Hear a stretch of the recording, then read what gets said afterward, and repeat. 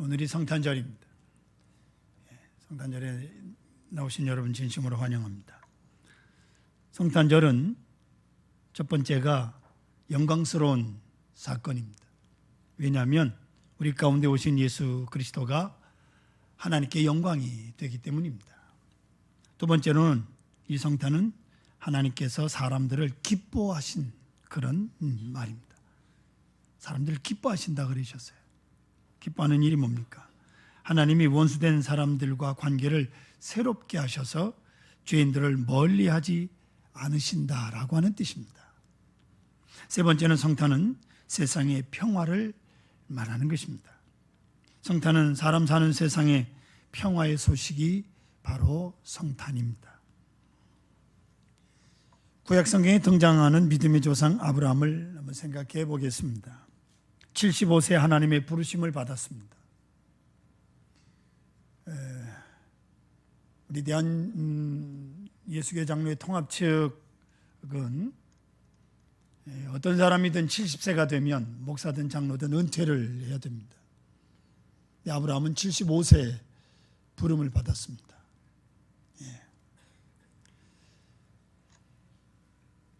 그 75세 하나님께서 아브라함을 부르시면서 그에게 두 가지의 약속을 하나님이 해 주셨습니다.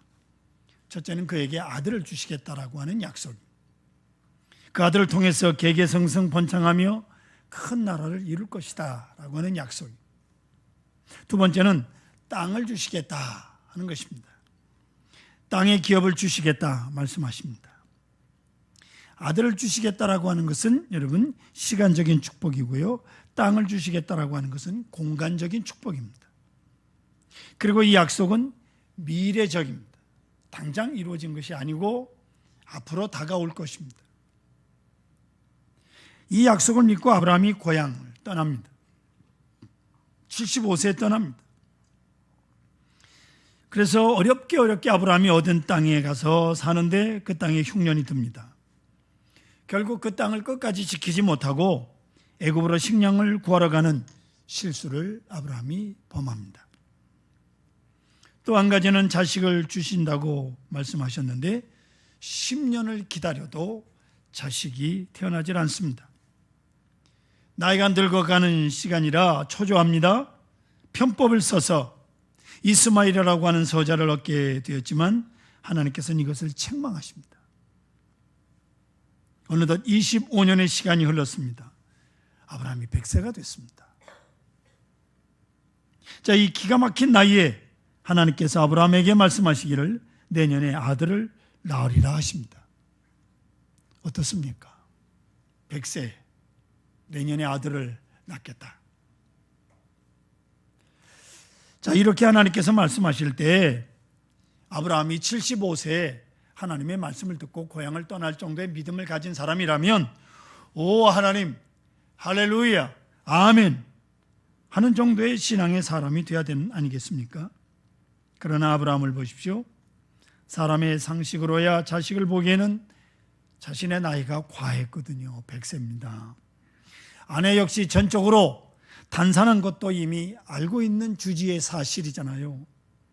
그래서 창세기 17장 17절에 보면 아브라함이 엎드려 웃었다라고 말씀합니다.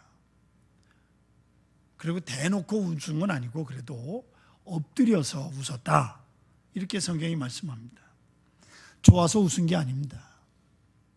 믿을 수가 없어서 기가 쳐서 웃은 거예요. 100세에 부인은 90세인데 여기서 우리는 한 가지 생각하고 싶은 것이 있습니다. 아들을 간절하게 25년 동안 기다리면서도 아들을 주시겠다라고 하는 하나님의 이 말씀, 더구나 내년에 시한부까지 말씀하시는데 여기서 왜 아브라함은 아멘하지 못하느냐 그 말입니다. 여러분은 어떻습니까?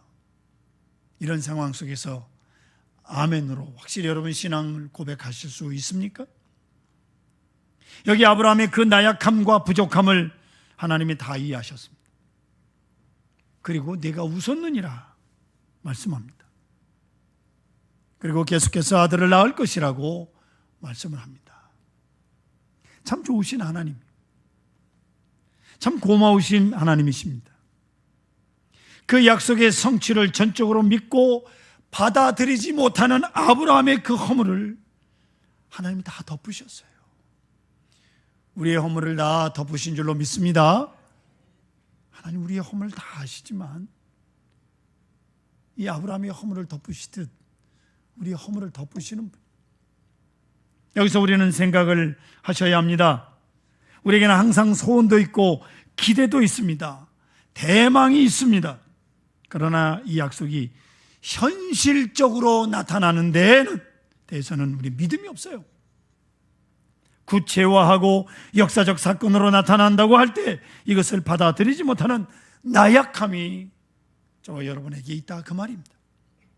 더구나 나를 통해서 하나님의 뜻이 이루어진다고 할 때 그것을 그대로 수용하지 못하는 약점이 우리에게 있는 겁니다. 문제는 우리에게 있습니다.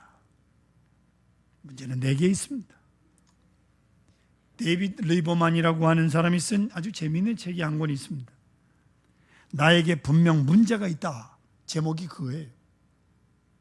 나에게 분명 문제가 있다는 거예요. 이 책에 77가지, 77가지 나에게 이런저런 문제가 있다고 말하는데 하나하나 읽어보면 다 일리가 있더라고요. 뭐 77가지만 문제가 있겠습니까? 더 많은 문제를 가지고 살아가죠, 우리가. 이 시간 저희 많은 허물과 문제를 여러분 이해해 주시고 관용해 주신 여러분께 감사를 드립니다. 이 77가지 나에게 분명 문제가 있다, 나를 향한 이야기더라고요. 다 설명할 수는 없고 그 첫 번째는 이렇습니다. 다른 사람이 실패할 때 은근히 나는 즐거워한다, 이렇게 써 있더라고요.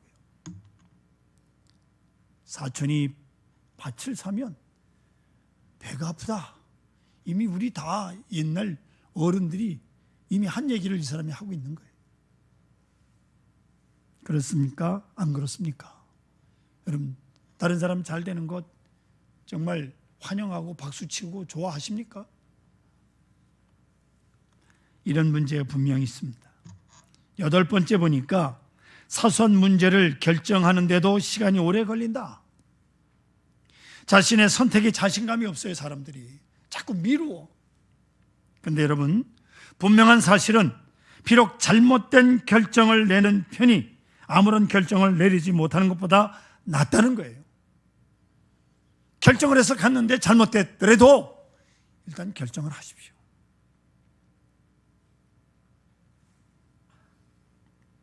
마지막 77번째 이렇게 돼 있어요.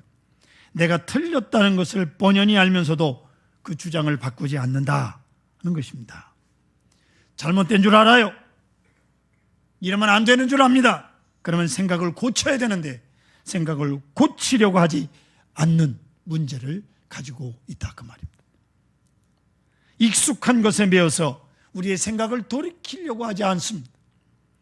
이거 다 망조예요. 우리 다 망하고 있는 겁니다. 우리는 무엇을 소원합니다? 우리에게 늘 소원이 있어요. 저도 간절한 소원이 있습니다. 그러면 소원을 현실화해야 되는데 소원은 항상 소원 그대로 두려고 합니다. 그냥 여기 있으라고. 그 현실화하지 마. 그 왜 소원을 갖는 건지 모르겠어요. 이런 결정적인 허물, 나에게 이런 문제가 있다, 그 말입니다. 자, 이스라엘 백성들을 한번 보십시다. 메시아 대망 사상, 어제도 말씀을 드렸지만 이스라엘 백성들 신앙의 핵심입니다. 이스라엘 믿음의 중심이 메시아 대망 사상입니다. 예수님을 간절히 기다렸습니다. 메시아를 기다렸습니다. 그 장소와 시간 생각하며 기다렸습니다. 장소는 베들레헴이 나실 것을 그들은 다 알고 있었습니다. 구약 성경에 그렇게 예언되어 있기 때문에. 그때 어떤 사람들은 아예 베들레헴에 가서 살았다, 그런 사람도 있습니다. 그렇게 나 간절히 기다렸으면서도 정작 메시아가 오셨다니까 안 믿습니다. 이것이 인간의 결정적인 흠이에요. 그것도 예루살렘에 그 누가 이야기한 게 아니고요, 멀리서 동방의 박사들, 그분들이 찾아와서 유대인의 왕으로 나신 이가 어디 계시냐라고 물으니까 저들은 성경을 연구한 바대로 베들레헴에 나신다라고 그 동방 박사들에게 가르쳐 줍니다.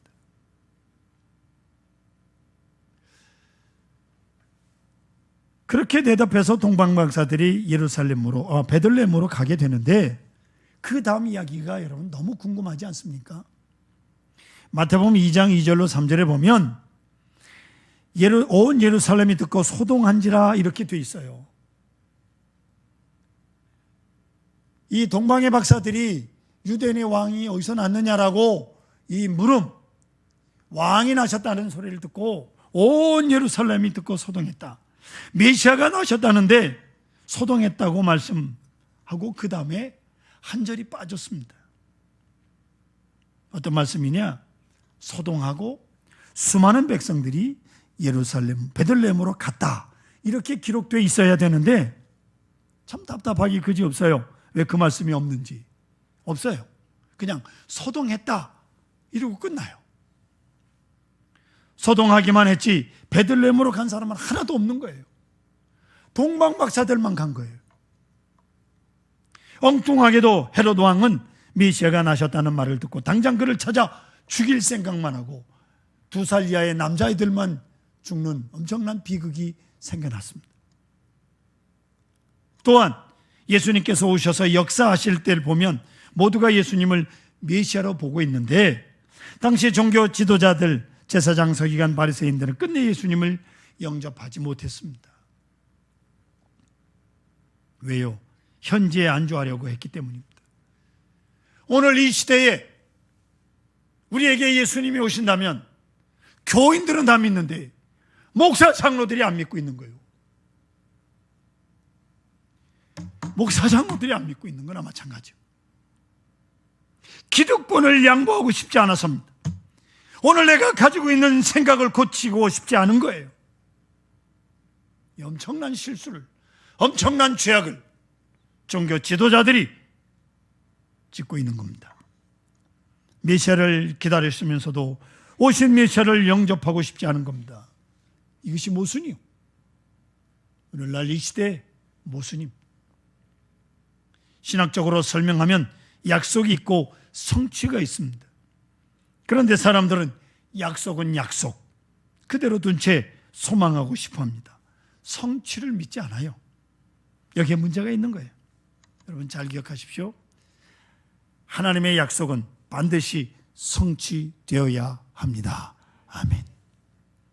반드시 성취되어야 되고 반드시 성취됩니다. 약속의 성취를 믿지 않는, 그리고 약속을 약속대로만 마치 멀리 무지개 바라보듯 믿고 싶어하는 감성적이고 관념적인 신앙에 문제가 있는 겁니다. 오늘 본문의 나다나엘이라고 하는 사람, 이러한 상황 속에서 훌륭한 믿음을 가졌던 사람, 이 사람의 믿음을 보십시오. 이 사람은 구약 성경을 아는 사람이, 모세의 율법을 알고 성경을 통해서 메시아가 오시리라는 것까지 알고 있는 사람이, 그런데 오늘 성경을 자세히 보면 재밌는 대목이 하나 나오는데, 자기 친구 빌립이 찾아와서 내가 이 메시아를 만났다. 그러니까 어디에? 라고 묻잖아요. 나사렛이라고 대답을 합니다. 자, 나사렛, 지금 나다나엘이 살고 있는 동네입니다. 아, 그래? 참 감사합니다. 우리 마을에 메시아가 나셨다니 이렇게 받아들여야 옳지 않습니까? 성경을 알고 믿음 있는 사람이니까 이렇게 마땅한데 이 사람 반응이 그렇지 않아요. 나사렛에서 무슨 선한 것이 날 수 있느냐 하는 겁니다. 서강동에서 무슨 선한 것이 날 수 있겠느냐? 설사 선지자가 와도 우리 동네는 아니다 이겁니다. 절대로 우리 이웃일 수가 없다 이렇게 일축해버려요. 이런 잘못된 지식이 나다나엘에게 있는 겁니다. 그런데 이렇게 일단 부정하고 거부했습니다마는 그 친구가 말하기를 내가 만났다 와보라 하니 또 따라는 나섭니다. 내가 공부한 것이 아니다, 내가 발견한 것이 아니고 내가 만나보았다라고 할 때 나다나엘이 지금까지 자신이 가졌던 성경적 지식, 자기 편견, 논리적인 생각과 지식적 방법을 다 버리고 이 시간에 만남이라고 하는 방법으로 진리 추구 방법을 바꿉니다. 여러분, 만남이라고 하는 것이 종합적 인식입니다. 만나지 않는데 문제가 있어요. 사람과 사람 사이에 만남이 없으니까 오해의 폭이 점점 커져가는 거예요. 1대1로 인격과 인격이 만날 때 이것은 이론의 문제가 아닙니다. 모든 이론을 다 초월하는 거예요. 그래서 사람 만나야 돼요. 싫든 좋든 만나야 됩니다. 그래서 예수님을 만나기 위해서 그가 예수님께로 옵니다. 이 온다고 하는 액션, 이 행동이 아주 중요한 거예요. 의심도 많고 생각도 많고 일단은 믿음이 가지 않습니다. 하지만 그가 예수님에게로 옵니다. 이게 행동이에요. 이 행동적 신앙, 적극적인 신앙입니다. 또 있습니다. 나오는 나다나엘을 예수님께서 보시고 이는 참 이스라엘 사람이다 하십니다. 나다나엘이 깜짝 놀라서 예수님에게 여쭙습니다. 어떻게 나를 아십니까? 예수님께서 말씀하시기를 내가 무화과 나무 아래에 있을 때 보았느니라. 즉 내가 나에게 오기 전부터 내가 너를 먼저 보았다 하시는 겁니다. 이 말씀 한마디에 나다나엘은 그만 꾹뻑하고 맙니다. 당신은 하나님의 아들이시고 당신은 이스라엘의 임금이로소이다. 이런 신앙 고백을 합니다. 여러분, 주님은 여러분을 다 아십니다. 우리 함께 신앙 고백하십시다. 따라하십시다. 당신은 하나님의 아들이시요 당신은 이스라엘의 임금이로소이다. 여러분, 예수님의 이 한마디 말씀이 왜 중요한 것입니까? 무화과 나무 아래 있을 때 너를 보았다. 이 말씀이 왜 중요하냐? 경건한 이스라엘 사람들은 당시에 하루에 3번씩 기도를 했습니다. 아무리 바쁜 일을 하다가도 시간으로 말하면 오전 9시, 12시, 오후 3시 이렇게 3번 딱 멈추고 조용히 기도를 합니다. 나다나엘이 무화과 나무 아래서 명상하라고 성경을 상고하고 하나님 앞에 기도하는 시간을 가졌던 겁니다. 예수님께서 그 모습을 이미 멀리서 보신 거예요. 저기에 경건한 사람이 있도다 말씀하는 겁니다. 그리고 오늘 여기 만나시는 거거든요. 자, 이제 상상해 보십시다. 예수님께서 말씀하시기를 나다나엘아, 내가 너 술집에 앉아서 노닥거리는 것을 보았다 하시면 어떻게 되겠습니까? 예? 여러분 어떻게 되시겠냐고요? 그럼 이야기가 달라지잖아요. 여러분들의 삶을 제가 모르기를 원합니다. 술집에 앉아있는 걸 목사가 보면 어떡합니까? 제가 금산에서 목회를 하는데 읍내를 마음껏 돌아다니지를 못해요. 집사들이 술이 취해서 비틀거리고 돌아다니고 담배를 피다가 목사를 만나니 그거 뒤로 끊으라고 정신이 없고 이 도대체 목사가 동네를 마음껏 돌아다니지를 못한 그 교인들이요, 집사들이야. 나다나엘에도 여러 가지 생활이 있어요. 잠잘 때도 있고 밥 먹을 때도 있고 예배 드릴 때도 있고 기도할 때도 있지만 죄 짓고 잘못된 길로 갈 때도 있었던 거 아니겠습니까? 항상 기도만 하겠어요? 그러나 그 생의 전부를 묻지 아니하시고 나다나엘로 말하면 경건의 절정 피크인 이 시간, 가장 경건하고 가장 거룩한 그 시간을 예수님께서 보셨다 그 말이에요. 여러분들이 기도하는 걸 예수님께서 보십니다. 여러분들 예배하는 것을 하나님께서 보신다 그 말이. 나다나엘의 입장에서 보면 나의 진실을 알아주시고 나의 경건을 알아주시고 나의 부족한 믿음을 알아주시는 그분에게 그만 감격하고 마는 거예요. 나를 믿어주셨다는 겁니다. 나를 찾아주시고 나를 이미 알고 계시다는 겁니다. 특별히 참 이스라엘인이라고 말씀합니다. 벌써 나를 아시는 분에게 내가 신앙을 고백할 수밖에 없죠. 여러분 아시는 대로 이스라엘이라고 하는 이름은요, 야곱의 새 이름이 이스라엘이잖아요. 야곱은 복을 받을 수 없는 사람이에요. 아버지를 속이고 형을 속이고 외삼촌을 속이고 속이는데 아주 일가견이 있는 사람, 복을 받을 수 없는 사람으로 복을 받은 사람, 적극적이고 축복을 가져갈 만하고 한평생 축복을 위해서 노력한 그런 노력형의 사람. 인간적인 허물이 온통 많지만 그러나 하나님의 축복을 받기 위해서는 얼마나 노력을 했는지 몰라. 그렇기 때문에 하나님으로부터 너는 진짜 이스라엘이다라고 하는 복을 받습니다. 적극적 신앙을 말씀합니다. 여기서 이제 나다나엘의 고백을 들어보십시오. 당신은 임금입니다. 당신은 메시아입니다. 당신은 하나님의 아들이십니다. 이제 나다나엘은 이 한마디로 완전히 그리스도의 사람이 되는 겁니다. 사랑하는 성도 여러분, 크리스마스는 2000년 전 이야기를 오늘에 두고 기념식 하는 거 아닙니다. 내 주는 살아계십니다. 오늘 여기 살아계셔서 나와 함께 하십니다. 할렐루야. 그분을 만나고 그분에게 신앙을 새롭게 고백하는 그것이 바로 성탄의 기본이요, 성탄절입니다. 이 고백 속에 내 주는 살아계심을 내가 확증하는 가운데 내가 새로워지는 것이 성탄입니다. 소원은 있으되 성취는 믿지 않고, 믿는다 하지만은 내 현실 속에서, 내 구체적인 생활 속에서 나와 함께 하시는 약속의 성취를 믿는 그런 믿음이 없고 항상 추상적, 관념적인데 문제가 있다고 말씀을 드렸어요. 여러분 믿으십시오. 주님은 살아계십니다. 여러분, 주께서 우리를 위해서 오십니다. 이미 오셨습니다. 그리고 여러분을 사랑하십니다. 믿어달라고 말씀하십니다. 임마누엘을 믿어달라 하지 않습니까? 나와 함께 하시는 그 임마누엘을 믿어달라고 우리 주님 말씀합니다. 그런데 아무도 이스라엘 백성들이 믿질 않아요. 믿는 자에게 하나님의 자녀가 되는 특권을 주시는데 믿질 않습니다. 모든 편견, 고집 다 버리고 목적과 방법도 중심도 바꿔야 됩니다. 그리고 내 보좌를 그리스도께 양보하시기를 바랍니다.